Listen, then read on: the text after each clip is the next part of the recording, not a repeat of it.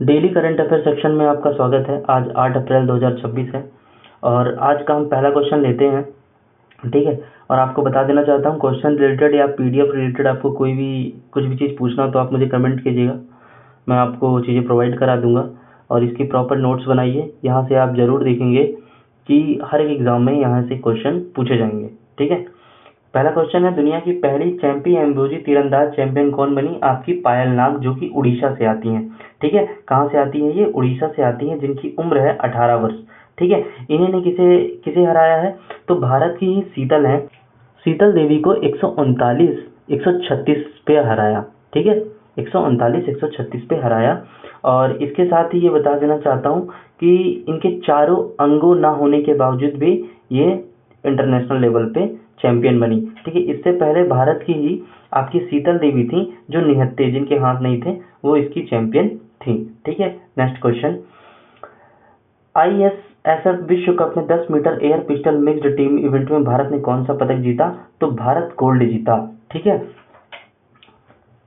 ISSF का full form क्या होता है? International shooting sport federation. ठीक है, जिसकी स्थापना हुई थी 17 जुलाई 1907 को। कब हुई थी? 17 जुलाई 1907 में हुई थी, है ना।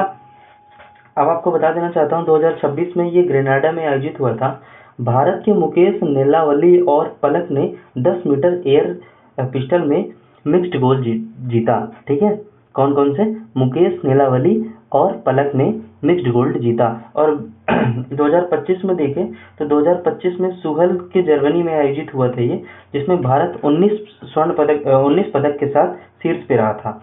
उस टाइम पे सम्राट राणा जो थे, वो गोल्ड पदक मिक्स्ड टीम में जीते थे। ठीक है, और व्यक्तिगत रूप से जीतने वाले 50 मीटर पे पिस्टल में रविंदर सिंह थे। कौन थे? रविंदर सिंह, 50 मीटर पे।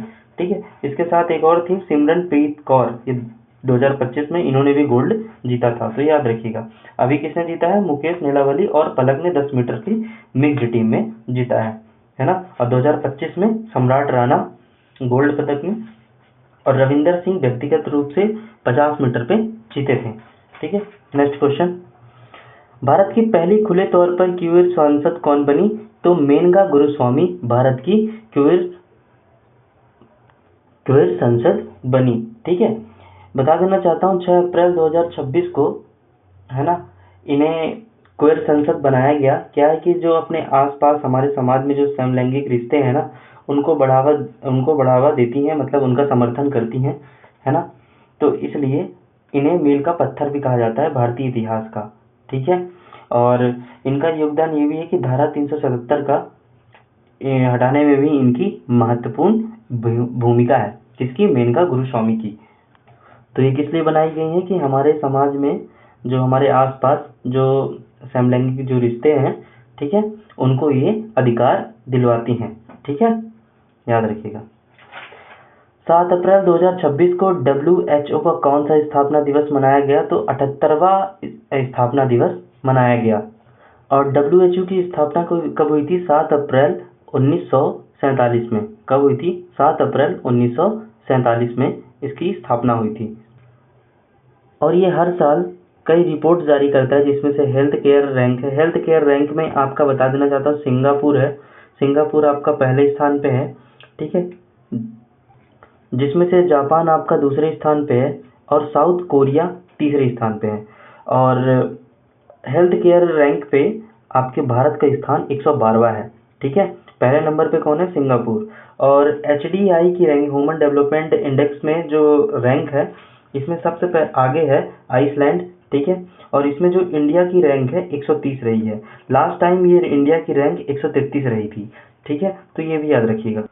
और देखा जाए कि वर्ल्ड हैप्पीनेस रिपोर्ट में फिनलैंड लगातार 16 बार, ठीक है, लगातार कई वर्षों से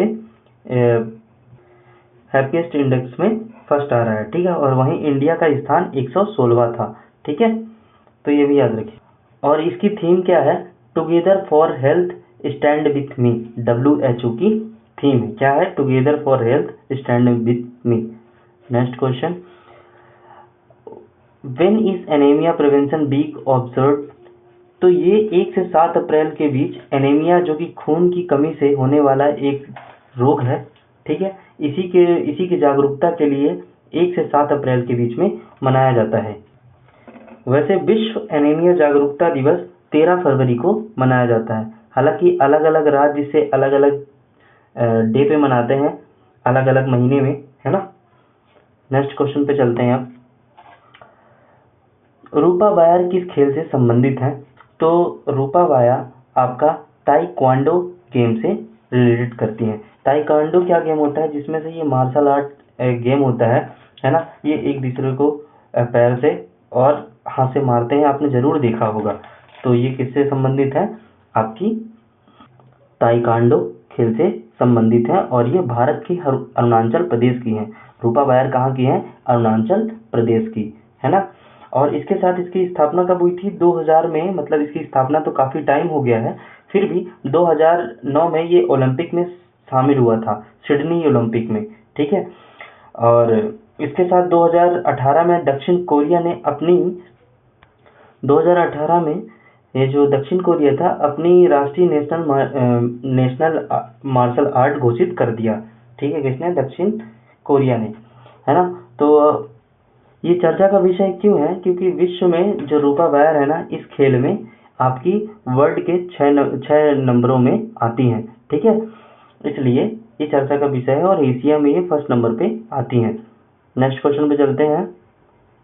ये रहा वो खेल, आप देख सकते हैं इस प्रकार का वो खेला जाता है। 2026 में मादक पदार्थ तस्करी के मामले में किस बंदरगाह को पहला स्थान मिला? तो ये गुजरात का दीनदयाल बंदरगाह है, जो कि गुजरात के कच्छ जिले में आता है, ठीक है, ध्यान रखिएगा। Next question. गिलबर्टसन संगमा किस खेल से जुड़े हुए थे? तो गिलबर्टसन संगमा आपके फुटबॉल से जुड़े हुए थे। ये आपके हमारे असम राज्य के हैं। कहाँ के हैं? असम राज्य के हैं, ठीक है। और इन्हें असम के फुटबॉल का राजकुमार भी कहा जाता है, ये भी याद रखिएगा। और 1979 में प्रतिष्ठित लाचित अवार्ड से, असम का एक फेमस अवार्ड है लाचित अवार्ड, इनसे इनको सम्मानित किया गया था, ठीक है। इन्हें man of the golden boot भी कहा जाता है। गिलबर्टसन को आपका man of the golden boot भी कहा जाता है, ठीक है। तो याद रखिएगा 1979 में इन्हें लाचित अवार्ड, जो कि असम का एक अवार्ड है, उन्हें दिया गया था।